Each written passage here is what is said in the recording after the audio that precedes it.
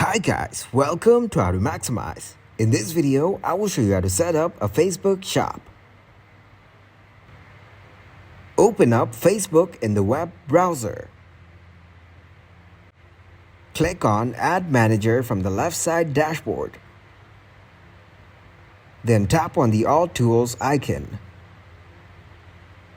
Scroll down to click on Commerce Manager.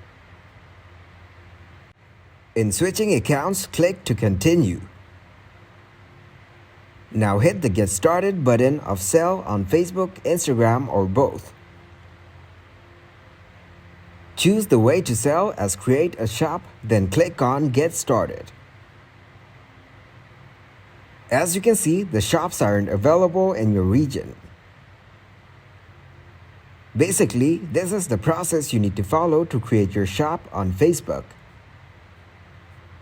Thanks for watching, and please leave a like, subscribe, and share.